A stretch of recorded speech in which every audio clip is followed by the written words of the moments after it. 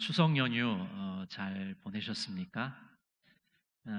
온라인 예배를 드리는 우리 성도 여러분, 직접 대면해서 볼 수는 없지만은 주님 안에서 사랑의 교제가 풍성하기를 간절히 원합니다.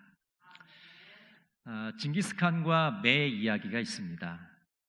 몽골의 정복자인 징기스칸이 어느 날 사냥을 나갔습니다. 매를 달리고 사냥을 하던 중에 갈증이 몹시 났어요. 한두 방울 흐르는 졸졸 흐르는 물줄기를 발견하게 됩니다. 그래서 5분에 걸쳐서 그 졸졸 흐르는 물을 이렇게 받고 있는데 옆에 있던 매가 그 잔을 엎어버리는 거예요. 그래서 징기스칸은 내가 실수를 했나 보다 하고 다시 물을 받았는데 또 그 5분 동안 받은 그 잔을 매가 엎지르게 됩니다. 그러니까 이 징기스칸이 세 번째는 오른손에 칼을 들고 왼손으로 물을 받기 시작했어요. 근데 이번에도 아니나 다를까 매가 그 잔을 엎어버리는 거예요. 화가 난 이 징기스칸이 그 매를 단칼에 베어버립니다. 그리고 느낌이 이상해서 그 물줄기의 위쪽을 살펴보니까 그 위에 독사가 죽어 있었습니다. 매는 주인을 구하기 위해서 그 잔을 엎지른 것인데 징기스칸은 그것을 몰랐던 것이죠. 징기스칸은 바로 후회를 하면서 매를 금으로 박제를 했습니다. 그리고 그 박제된 매를 보면서 늘 곁에 두고 이런 생각을 했다고 합니다. 분노를 가지고 일을 행하면 안 된다. 징기스칸은 분노를 참고 인내함으로 대제국을 이루게 되었습니다. 여러분, 인내는 참으로 중요합니다. 우리가 신앙생활 하는데 이 인내는 굉장히 중요한 것이죠. 이 인내하는 생활을 통해서 이 어려운 코로나 시기를 잘 이겨나가시기를 간절히 바랍니다. 2020년 우리 교회 표어는 거룩함을 추구하는 교회입니다. 이 거룩함을 추구하는 교회가 되기 위해서 우리가 분기별로 실천 방안을 마련했죠. 그래서 1분기에는 회개하는 생활로 정했습니다. 우리의 불의함과 부정함과 음란함을 하나님 앞에 철저히 회개하는 시간을 가졌습니다. 또 2분기에는 거룩한 생활이었습니다. 하나됨과 성숙함으로 거룩함에 이르고자 노력했습니다. 3분기에는 능력 있는 생활이었습니다. 무능력하고 무기력한 신앙생활에서 능력 있는 신앙생활로 나아가고자 했던 것입니다. 그리고 4분기 10월부터 12월은 인내하는 생활입니다. 보통 인내라는 것은 외부의 압력에도 불구하고 꿋꿋하게 견디어내는 것입니다. 외부의 자극이나 도발에도 침착한 상태로 쉽게 망가지지 않는 것입니다. 이것이 바로 인내이죠. 인내에는 두 가지가 있는데 소극적인 인내와 적극적인 인내가 있습니다. 이 소극적인 인내는 참을성입니다. 오래 참는 겁니다. 이거는 성령의 열매이죠. 우리가 성령 충만하게 되면 성령의 열매를 맺어가게 되는데 그 성령의 열매 중에 하나가 바로 오래 참는 것입니다. 페르시아의 시인 사디는 이런 말을 했습니다.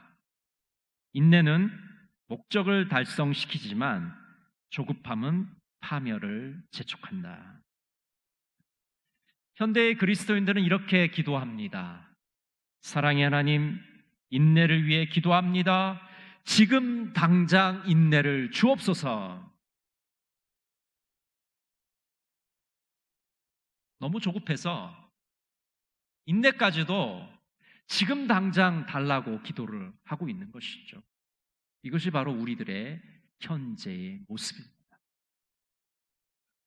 적극적인 인내는 불굴의 노력을 하는 것입니다. 그저 단순히 참는 것이 아니라 올바른 정신을 끝까지 유지해 나가는 것이 바로 적극적인 인내입니다. 이런 소극적인 인내와 적극적인 인내를 통해서 우리는 하나님이 원하시는 삶을 살아가야 합니다. 거룩함을 추구하는 교회는 인내하는 생활을 합니다. 인내하는 생활을 하기 위해서 우리가 가장 먼저 유념해야 될 것은 신앙의 경주는 인내의 경주라는 것입니다. 우리 히브리서 12장 1절을 같이 한번 읽어보겠습니다. 이러므로 우리에게 구름같이 둘러싼 허다한 증인들이 있으니 모든 무거운 것과 얽매이기 쉬운 죄를 벗어버리고 인내로서 우리 앞에 당한 경주를 하며. 신앙생활은 단거리 경주가 아닙니다. 장거리 경주입니다. 마라톤과 같습니다. 장거리 경주는 인내를 요구합니다. 속도의 경쟁이 아니라 지구력의 경쟁이기 때문입니다. 여러분, 마라톤 경기를 한번 보세요. 처음부터 마라톤 선수가 너무 빨리 달린다고 하면 아마 마지막에는 그 경기를 포기하게 될 것입니다. 마라톤 경기는 처음부터 빨리 뛰어서는 안 됩니다. 다른 선수들과 보조를 맞춰가면서 끝까지 달려가는 것이 필요합니다. 또한 이 마라톤 경기는 우리가 경기하는데 불필요한 모든 것을 벗어 버려야 됩니다. 장애물을 제거해야 됩니다. 고대 올림픽에서는 그 경기에 참여하는 선수들은 옷을 전부 다 벗고 뛰었습니다. 그렇게 한 이유는 경기하는데 장애가 되는 것을 제거하기 위해서입니다. 오늘날의 현대의 경기도 어떻습니까? 육상 경기를 보면 가장 가벼운 옷을 입고 땀을 잘 배출하는 옷을 입고 경기를 합니다. 왜 그렇습니까? 달려가는데 방해가 되는 그런 모든 요소들을 제거하기 위해서이죠. 오늘 히브리서 12장 1절에 보면 경기를 방해하는 두 가지 요소에 대해서 얘기합니다. 무거운 것과 얽매이기 쉬운 죄에 대해서 말씀하고 있습니다. 이 무거운 것이라는 것은 재물과 세상에 대해서 집착하는 태도입니다. 우리가 세상에 썩을 것에 집착하면 신앙의 경주를 제대로 할 수가 없습니다. 또 얽매이기 쉬운 죄에 대해서 말씀합니다. 죄는 그리스도인들을 유혹합니다. 가만히 다가와서 달콤하게 우리 귀에 속삭이는 것이죠. 또 죄는 그리스도인들을 함정에 빠뜨립니다. 덫을 놓아서 넘어지게 만드는 것이죠. 이 얽매이기 쉬운 죄와 무거운 것을 우리가 제거하지 않으면 우리는 신앙의 경주를 해나갈 수가 없습니다. 두 번째로 인내하는 생활을 하기 위해서는 예수님을 바라보아야 합니다. 우리 2절 말씀을 같이 한번 읽겠습니다. 믿음의 주여 또 온전하게 하신 이인 예수를 바라보자. 그는 그 앞에 있는 기쁨을 위하여 십자가를 참으사 부끄러움을 개의치 아니하시더니 하나님 보좌 우편에 앉으셨느니라. 여러분, 예수님을 바라본다는 것은 우리의 시선을 한 곳에 집중하는 것입니다. 여러분, 운동 경기를 하는 선수들은 달려갈 때 결승 지점을 보고 달려갑니다. 만약 결승 지점을 보고 달려가지 않으면 궤도를 이탈하게 될 것입니다. 우리는 신앙의 경주를 해나가면서 우리의 결승 지점인 예수 그리스도를 온전히 바라볼 때 결승점에 도달할 수가 있게 되는 것이죠. 우리가 시선을 고정해야 될 예수님은 어떤 분입니까? 오늘 2절 말씀에 보면 믿음의 주요 온전케 하시는 분이라고 소개하고 있습니다. 예수님은 믿음의 주이십니다. 믿음의 창시자이시고 믿음을 만드신 분입니다. 또 믿음을 온전케 하신 분이시죠. 믿음의 완성자이십니다. 우리의 믿음은 예수 그리스도가 창시하시고 예수 그리스도가 완성하신 것입니다. 우리의 믿음을 창시하시고 완전케 하신, 완성하신 예수님께 우리의 시선을 고정할 때 우리는 신앙의 경주를 완주할 수가 있게 되는 것입니다. 또 우리는 우리의 시선을 누구에게 두어야 합니까? 부활의 영광을 위해서 십자가를 참으신 그 예수님께 우리의 시선을 고정해야 됩니다. 우리 그리스도인들은 십자가의 고통을 참으신 그분을 바라볼 때 신앙의 경주를 완주할 수가 있게 됩니다. 세 번째로 인내하는 생활을 하기 위해서는 고난을 인내해야 합니다. 토마스 슈미티의 책 선하게 살기에 보면 다음 같은 이야기가 나옵니다. 어떤 직장인이 예수님처럼 살기로 결심을 했습니다. 그런데 어느 날 그의 상관이 고객을 많이 유치하기 위해서 자료를 위조하라고 지시를 했습니다. 그는 상사의 이 지시를 거절했습니다. 상사의 지시를 거절하자 상사는 계속 이 사람을 괴롭히고 욕을 하고 시달리게 만들었습니다. 하지만 그는 묵묵히 인내하며 참았습니다. 자신의 상관보다 더 높으신 하나님께서 알아주실 것이라는 확신 가운데 견디어냈습니다. 여러분, 결과는 어떻게 되었을까요? 그는 칭찬을 받았을까요? 아니면 그의 상사는 자신의 잘못을 뉘우치고 깨달았을까요? 그렇지 않았습니다. 그는 오히려 협동심이 부족하다는 이유로 승진 대상에서 제외가 되었습니다. 영국인 테리 웨이트는 이런 말을 했습니다. 신앙생활을 한다고 해서 고통이 줄어드는 것 같지는 않아요.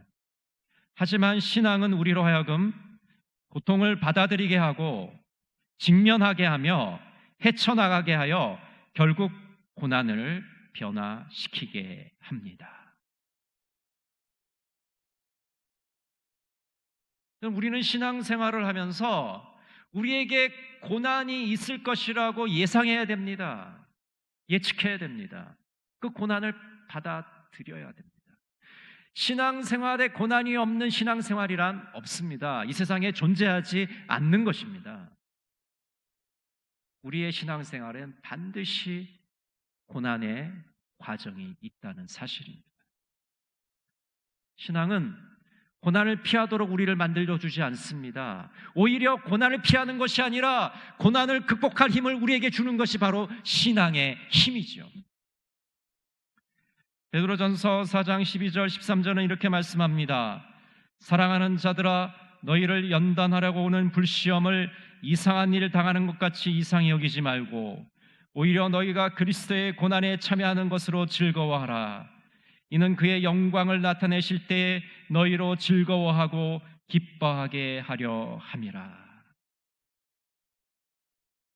우리 그리스도인들은 고난이 다가올 때 그 고난을 받아들일 뿐만 아니라 그 고난이 우리 신앙생활에 정말로 가치 있는 것으로 여겨야 합니다.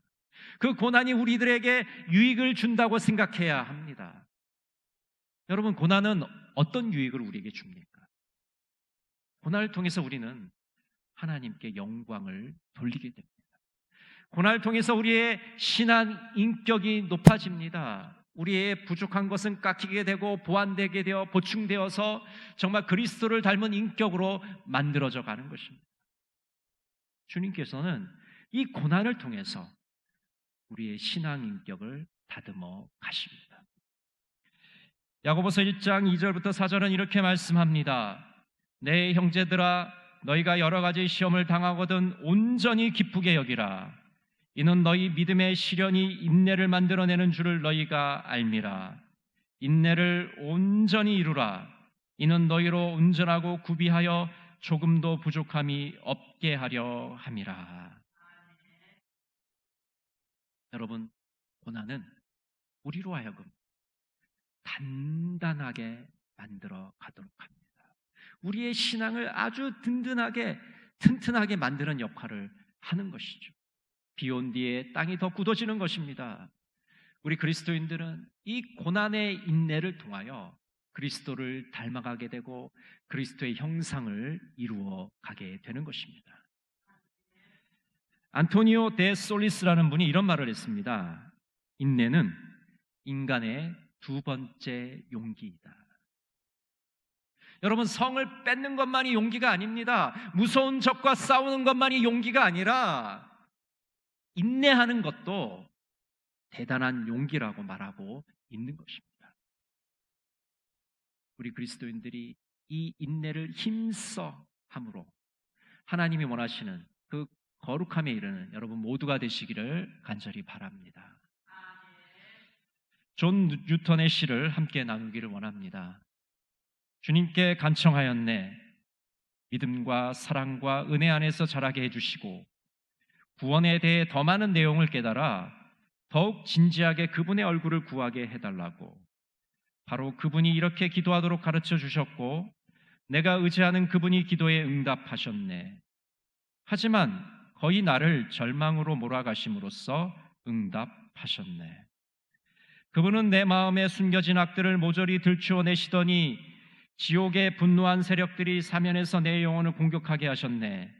그래, 마치 그분 자신의 손으로 나의 고뇌를 악화시키려는 의도 같았어.